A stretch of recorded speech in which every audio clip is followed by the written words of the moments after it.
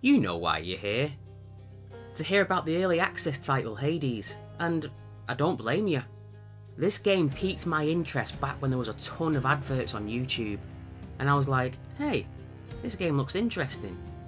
I love the setting, and I've always loved the whole Greek mythos, so I need to look into this game.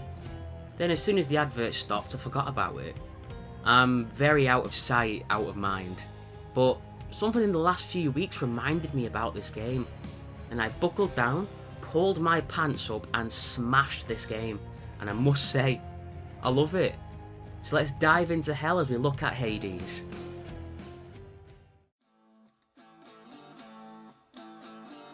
Our story begins in the deepest level of hell, Tartarus. Our hero, anti-hero, protagonist? Anyway, we play as Zagreus, the son of Hades himself, constantly trying to escape the many levels of hell to find his mother Persephone. He's the world's most pleasantly sarcastic character, and interacting with the world as him is an absolute joy.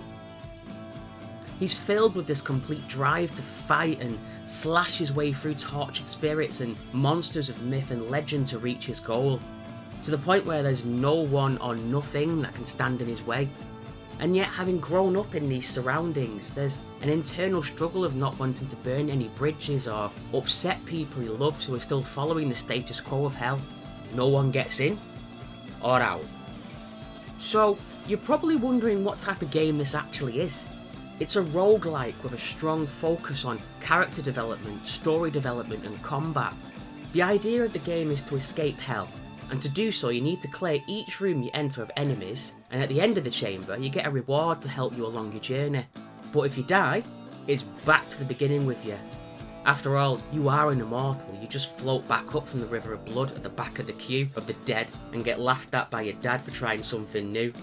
Cutting a bit close to home on that one, to be honest. And you lose your money and your progress through hell. But there are some items you keep from your escapee escapades, and these items help you to become stronger in order to push you forward more and more, giving you better chances against the hordes and making you permanently stronger. And this is one of the aspects of the game where it shines, a brilliant inventory management on how to improve your chances of survival. It's so multi-layered, and I want to show you the brilliance of this game. Hades, when it's all broken down, is a combat game, and I must say, it's been brilliantly made. It's literally so smooth and fun that it's truly addictive. Combat can be broken into 4 parts. Your basic attack, which tends to be your weakest but your most multifunctional and dependable attack, like a basic sword swing or firing your bow. We then have your special move, which is more focused on completing a task. For instance, your sword gives an AoE attack with knockback in case you're surrounded, and your bow fires multiple weaker arrows for dealing with crowd control from a distance. You also have cast, which are just basic long range projectiles, with basic damage until you get a god to enhance them. Once they are completely different. Dionysus turns the attack into a festive fog, which deals damage and slows opponents. Zeus turns it into a jolt of lightning which shoots between people, and Poseidon turns it into a blast of water which causes knockback. It's an incredibly versatile attack which can help in a lot of situations. And finally, dodging. Dodging plays a strong part in survival in combat as there's no blocking. Your only option to avoid damage is to whip about. Luckily it's very smooth to do and you don't feel cheapened when you get hit. Plus, not being able to block increases the speed and brutality of the battles, increasing the urgency of your escape. Now comes the biggest selling point for me. I've loved Greek mythology ever since I saw Disney's Hercules as a young'un and played Age of Mythologies, the Greeks. So knowing that all your incredible gifts are given by these godly celebrities was certainly a strong selling point for me. So, hearing about Zagreus' plight, the gods have decided to help their nephew and cousin with pieces of power, which could increase the strength or add effects to your attacks. These make your life so much easier. A god power, any power, is better than having an empty slot.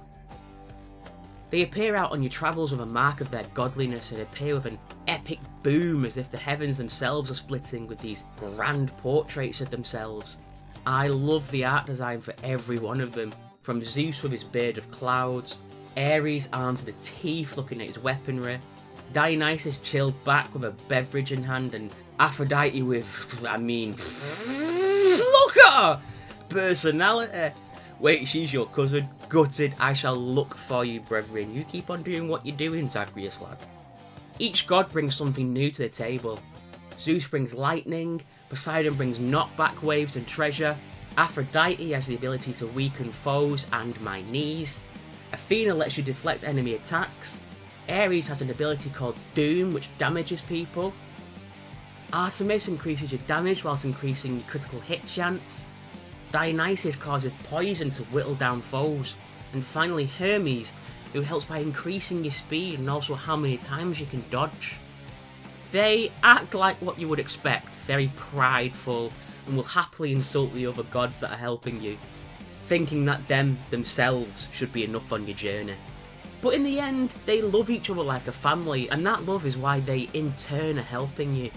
Plus, no one else seems to like the fact that Hades kept you a secret from them. They are your strongest allies and weapons. Once you have two gods backing you up, there's a slight chance that you might get a trial of the gods rune. You're offered the choice of two god powers, but whoever you don't choose gets awfully jealous and annoyed and will unleash a bunch of enemies powered by their own boons. The good thing is you'll receive the other gods' abilities once you're done, so if you think you can handle it, it's definitely worth the risk. Now, Hades is not going to make this easy for you. Each level of hell has its own guardian stopping you advancing up, an end of stage boss to test your skills and challenge you to the best of your abilities. Each of them also having an extreme hatred for you and what you're trying to accomplish. The first is the Fury Sisters. You'll be stopped by one of these hellish tormentors who use their speed and unique special abilities to tear you up. They each hate you in their own little way, especially Megara, who's essentially your ex-girlfriend, so you know she's digging the claws in just a little bit harder than the rest. In the Molten Lava we can find the Lenium Bone Hydra, a creature first killed by Hercules, but now it makes its home in Asphodel, with all its flesh burnt off. It's a multi-layered battle with its multiple heads. Every quarter of health taken off, it then becomes immune to damage, and you've got to wrestle with its other heads. Each colour depicting a different ability it might have, from spitting waves of energy, setting magma traps, and summoning skeletons to harass you. It can be so tricky, so you need to get rid of the other heads as quick as you can, otherwise they build up. In Dreamy Elysium we have the great hero Theseus, and the Minotaur who'd previously killed Asteris. These now have a bond of brotherhood and feel no shame taking you on 2 versus 1. Asterius likes to get up close and personal, wielding a gigantic battle axe bigger than we are. And whilst we're dodging this onslaught, we have Theseus who's throwing his spear, keeping us at a distance, and blocking all damage from the front with his shield. So it's a juggling act keeping these two at bay, and it doesn't help that halfway through a random Olympian will assist them by blasting their godly powers at you. Whose side are they on anyway? And finally, well, I think I should leave the final boss as a surprise, as I like discovering that as it happened, and I hope you can get the same feeling I got from that experience, and then instantly losing and trying again, because if you beat it first try, then I hate you. I hate you. A really good idea about the bosses as well is that once you've beaten the game, you unlock the Pact of Punishment, which are self-imposed challenges, and one of them increases the difficulty of these boss fights. You'll have to fight more than one Fury Sister as you get tag teamed. The Hydra's battleground changes, meaning it can attack at all times. And Theseus and Asterius receive upgraded armour and a rocket-powered chariot made of the purest gold, although someone should have told them gold is a soft metal. Now, let's have a look at your growing arsenal of weapons. You can equip one of 5 weapons at the start of each attempt, but you only start the game with one. Stygius, the Blade of the Underworld, also just known as the Stygian Blade for short, is your first weapon. It's probably the most basic of the weapons, of having basic slashing combos and an area of effect slam to push enemies back and still deal damage. And don't think I'm slagging it off by saying it's basic. Hit attack enough and your foes are going to drop like Greece's economy. Next we have Coronact, the Heartseeker or Heart-Seeking Bow, the first of your long-ranged weapons. Its basic attack is a long-range shot which can be charged for more damage, and if you time it just right with the flash on the bow, it can deal even more damage. It also has a great flurry move which deals with crowds quite effectively. Now it's time for Virafa, the Eternal Spear, a weapon which offers both long and short range attacks. Basic attack focuses on one direction, hitting with a flurry of blows and potentially pushing them back. Then once at a distance, your spear can be thrown at the enemy, dealing damage both as it's thrown and as it comes back to your hand, dealing backstab damage. What it lacks in crowd control, it makes up for in direct damage. My favourite, Aegis, the Shield of Chaos. For something that's only meant to block, this beast deals serious damage. It has a very basic attack but makes up for that with its special. The shield can be thrown and bounced between multiple opponents. It is an excellent crowd control weapon and can clear rooms quite quickly. And finally we have a nice and simple 20mm Gatling gun with an inbuilt grenade launcher. But to the gods, it's known as Exegriff, the Rail of Adamant. On paper it sounds silly, but it's amazing fun to use. It's not overpowered, it's perfectly balanced, dealing basic damage, so don't be expecting easy mode once you unlock this fiery lady. You're given 12 shots before you need to reload as your basic attack, and your special is an explosive you can aim and fire and deal area of effect damage. This weapon is probably best used from a distance and keeping your enemies away. With these weapons it all comes down to playstyle and what you feel comfortable with. Give each a try and see how it feels. They unlock as you go through the game and can be used if you have enough keys, which are a collectible resource. You can also get a rarer item called Titan's Blood, which can unlock different aspects and passive abilities and the look of a weapon. So if you're a fan of a certain weapon, it might be worth looking into. Your hub whenever you bite the dust is the entry point of Hell, the House of Hades, and is where you interact with characters, build rapport, and get ready for your next beautiful bloody outing. This, for a lack of a better term, soul office, is an ever-growing area. Once you unlock this little guy called the Contractor, you can start purchasing aesthetic upgrades for the Grand House of Hades, using diamonds and gems you find out in the world. One of the first big unlocks is the lounge. You know, for the Walking Dead to chill in. Increasing your interactions with some of the NPCs, also the broker, a man, ghost, spirit, who can offer exchanges for your collectible items, making acquiring certain resources easier. But as you get further through the game, there are some incredibly useful things to purchase, like safe havens out in Hell with no enemies that give a little respite with health and a free upgrade, which has saved me more times than I'd like to admit. Passive abilities where you can pick up a useful item on a run, like keys or gems. You'll get a bonus resource to help keep you alive, like extra coins or health boost. The initial cost of these may be expensive, but they help you greatly and give you those little edges you need. There's also very useful passive items from the Contractor for the world itself, like destroyable pots which may contain coins, or infernal treasure troves which contain massive amounts of treasure but tend to be guarded by your dad's lackeys. The idea being for all this is that it's not just you who's getting stronger, but also the world is offering more safety, wealth and chances for survival, so don't stockpile those gems, get them spent. With a game where you have to start from square one time and time again, I've never heard any repeated dialogue. Not from any characters in the hub world or the gods giving you boons and abilities. It keeps things fresh and popping. In other roguelikes, when you interact with an NPC character, it feels like you're just going through the motions. But in Hades, it feels like you're growing these stories of amazing characters from Greek legend. Every character you speak to just oozes personality, to the point where you look forward to talking to everyone when a run comes to an end. You have Hypnos, the god of sleep, who will gladly tell you who killed you and how you should have avoided it. His advice is about as useful as an ejector seat in a helicopter, but he means well. You have Achilles, the great hero of Greek legend who trained you up and made you the powerful warrior you are.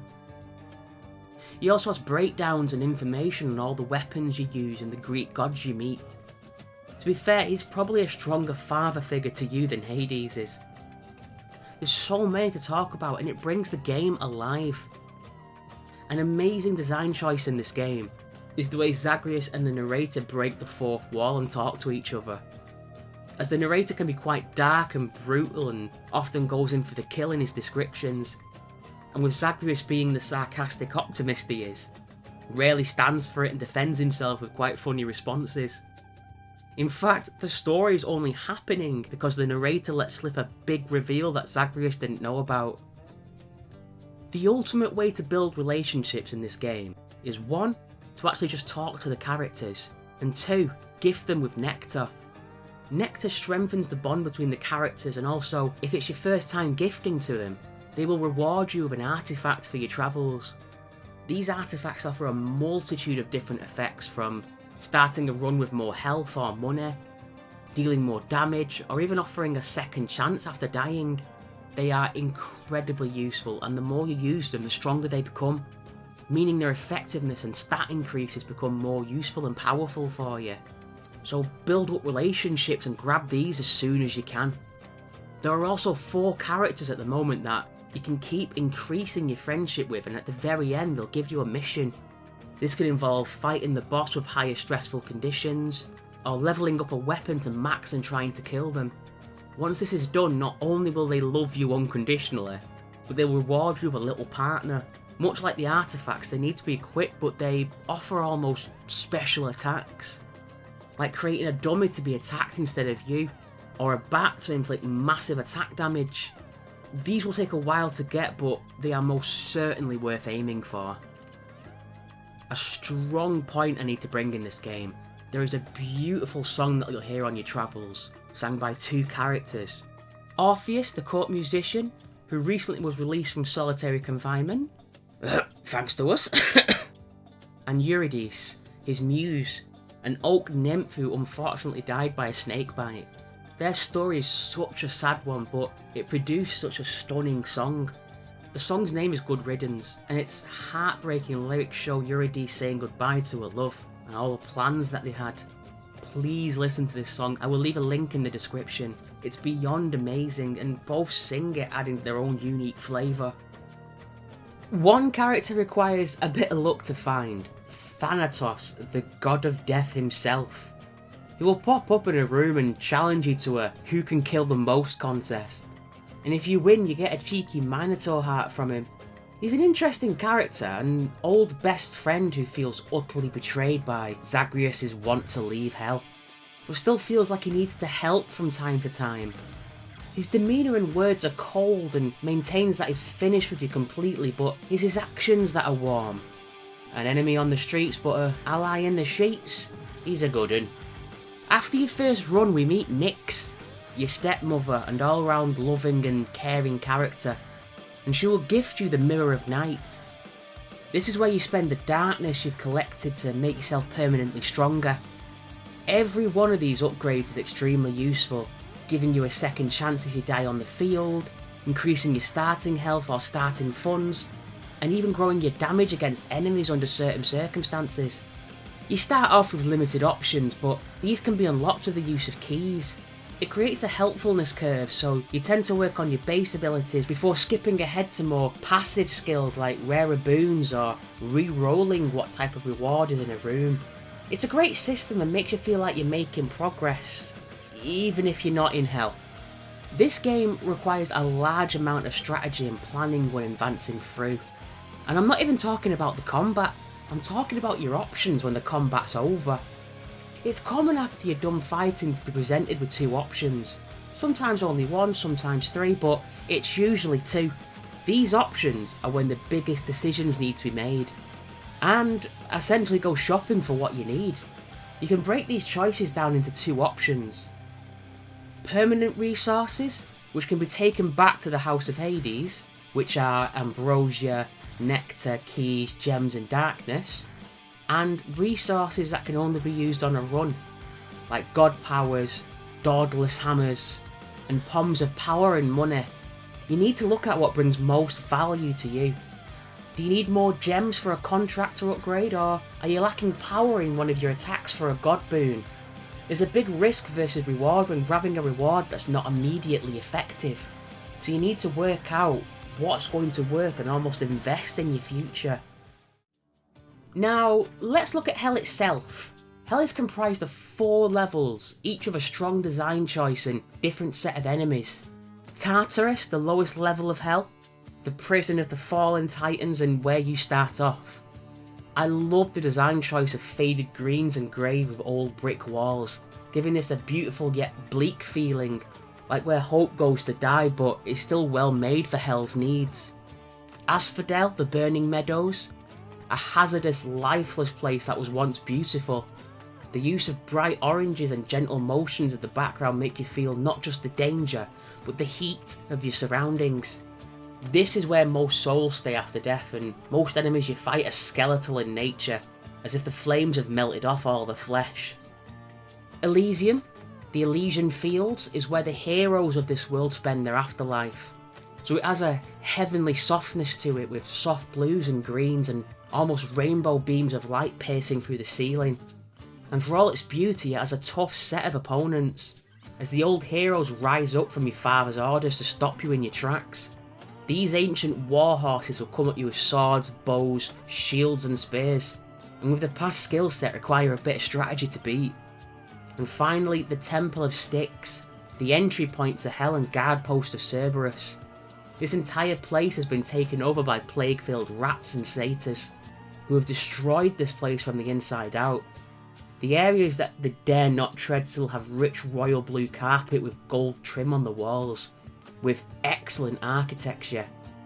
But where they've stuck the dirty little noses, the brick has been stripped and it has a dilapidated toxicity to it. This area works a little differently in that you choose from 5 paths, which have 1 reward at the very end, so planning can be a little bit easier to fill in the gaps in your abilities. Something you should keep in mind when advancing is that Hell will reshape itself to confuse those trying to escape, meaning that no room will still be in the same order on the next attempt, keeping things fresh and also keeping you on your toes. I have been singing this game's praises, but there is a big gaping hole in this early access masterpiece.